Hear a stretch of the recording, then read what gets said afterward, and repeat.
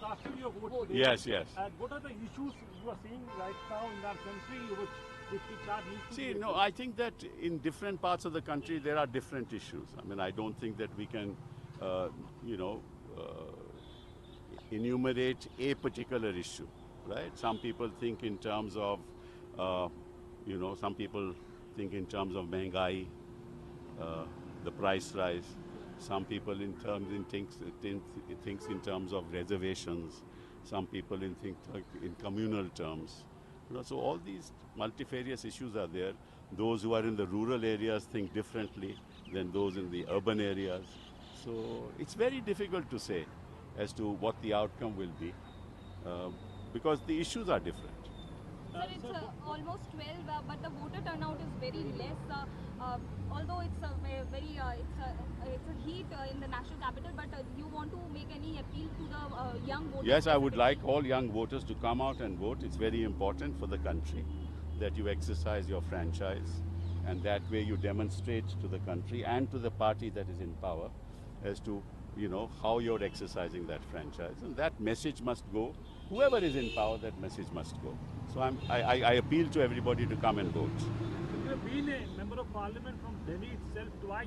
So how do you see and how are you seeing the Delhi enthusiasm towards the voting and towards the very muted enthusiasm. I think part of the reason is that we are at a weekend where people may have gone out. Part of the reason is that this is happening when I think the sun is very strong and people don't like to come out and vote. So, and then there is a lack of interest. There is a lack of enthusiasm. You know, in 2019 it was different. But in 2024 it seems to be different, but I don't know what the outcome will be. Sir, Aam Aadmi Party has alleged that attempts are being made specifically for those areas where the India bloc is strong to slow down the voting. How do you see this? I don't want to, you know, make any statements regarding that because I'm not on the ground. And these allegations are made in various parts of the country as well. So some of them may be true, some of them may not be true. It's difficult for me to comment on it. All that I can say is that people should exercise their, you know, their franchise with an open mind in the context of what has happened in the last 10 years, and then decide which way you want to vote. That's all that we can say, and this includes many, many issues, right?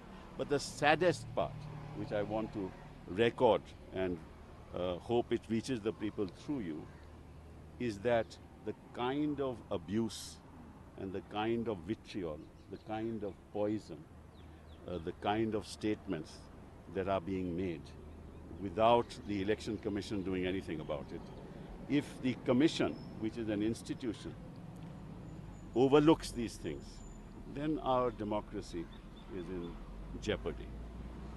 So ECI has also said something on this regard that at this particular time the petitioners approaching Supreme Court regarding the EVMs is not good. Well, you see, as far as the EVM is concerned, previously they used to upload the votes cast under Form 17C.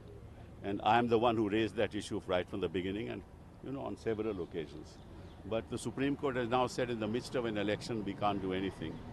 Well, actually all that was required because this data is available with the Commission. So we're not in any way interfering with the election process. You know, courts can't interfere with the election process. But if there is data that is available, there's no harm in uploading that data, because if the votes polled are different from the votes counted, then certainly questions arise. But we don't know, and we will never know.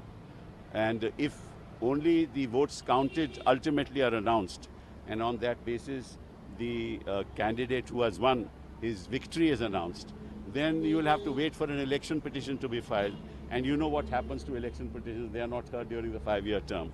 So basically, I think that there is some justification in requesting the court, but the court has now rejected it.